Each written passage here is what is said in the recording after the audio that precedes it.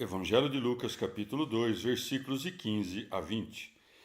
Depois que os anjos se retiraram da sua presença para o céu, os pastores diziam entre si: Vamos até Belém e vejamos o que é que lá sucedeu e o que é que o Senhor nos manifestou.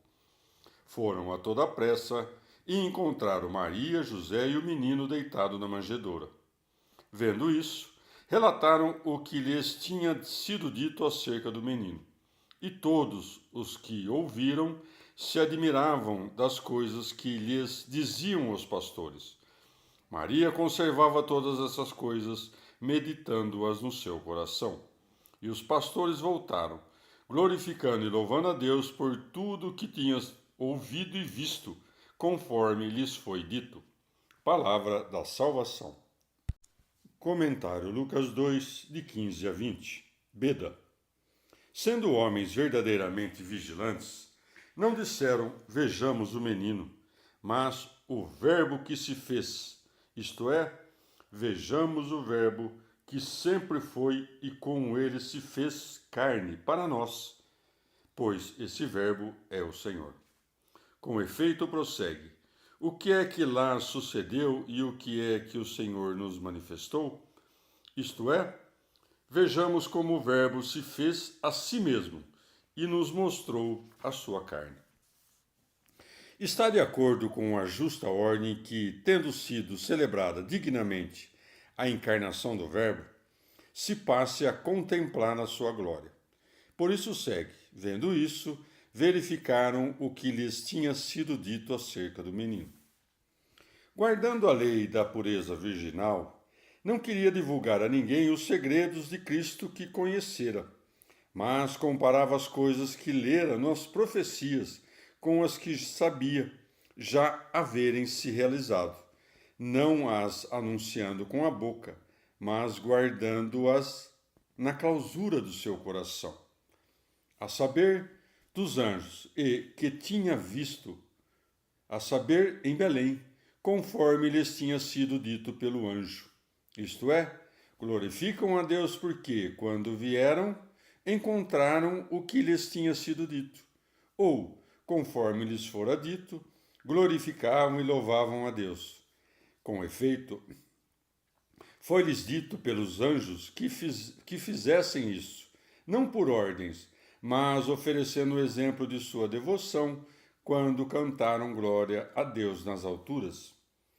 Em sentido místico, os pastores dos rebanhos espirituais, que são todos os fiéis, segundo o exemplo desses pastores, vão em pensamento a Belém e celebram a encarnação de Cristo com dignas homenagens.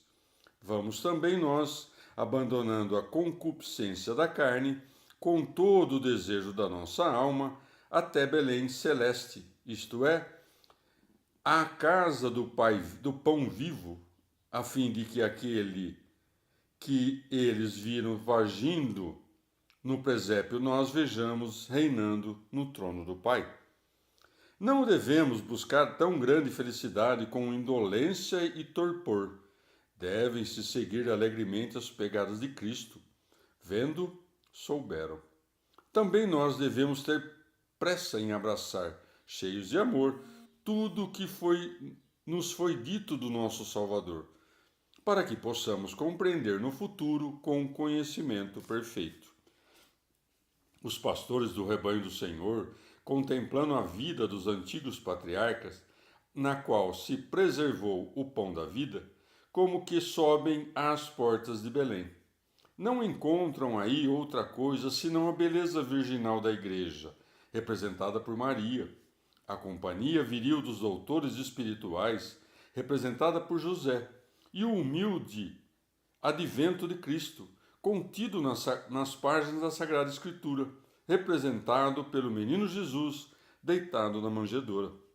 Os pastores não ocultaram no silêncio aquilo que conheceram, pois os pastores da igreja são ordenados para que deem a conhecer aos seus ouvintes aquilo que aprenderam nas Escrituras. Também os mestres dos rebanhos espirituais ora elevam-se para contemplar as coisas celestes, enquanto os outros homens ora circundam-nos buscando o exemplo dos fiéis, ora voltam-se ao ofício pastoral, ensinando o povo. Até aquele que parece levar uma vida retirada exerce o ofício de pastor, se, congregando a multidão das boas obras e dos pensamentos puros, se esforça por governá-la com a devida moderação, nutri-la com o pasto das Escrituras e protegê-la com as armadilhas contra as armadilhas dos demônios. Evangelho de Lucas, capítulo 2, versículo 21. Depois que se completaram os 8 dias para ser circuncidado o menino, foi-lhe posto o nome de Jesus, como lhe tinha chamado o anjo antes que fosse concebido no ventre materno. Palavra da salvação. Comentário Lucas 2, 21. Santo Epifânio. Os sequazes de Ebião e Cerinto dizem: basta ao discípulo ser como seu mestre. Se, pois, Cristo foi circuncidado, logo tu deves te circuncidar. Enganam-se, porém, destruindo seus próprios princípios. Com efeito, se Ebião professasse que Cristo, Deus, tendo descido do céu, foi circuncidado no 8º dia, então teria matéria para um argumento em favor da circuncisão. Como, porém, declara que Cristo foi meramente humano, um menino não pode ser causa da sua circuncisão, pois as crianças não são as autoras da sua circuncisão.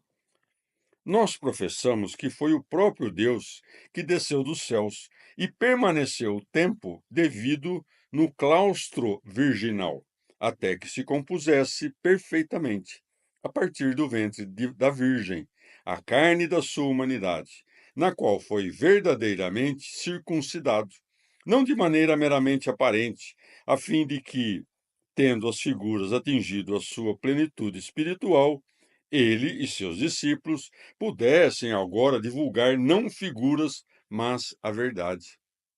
Cristo foi circuncidado por muitas razões.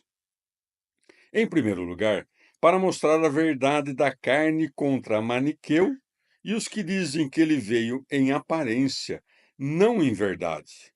Em segundo lugar, para ser manifesto que o seu corpo não era consubstancial à sua divindade, como professa Apolinário, e que não o havia trazido do céu, como afirma Valentino. Por último, para confirmar a circuncisão que fora instituída pelos antigos para preparar o seu advento. Por último, para também não restar nenhuma desculpa para os judeus, pois se não houvesse sido circuncidado, objetariam que não podiam receber a Cristo incircunciso.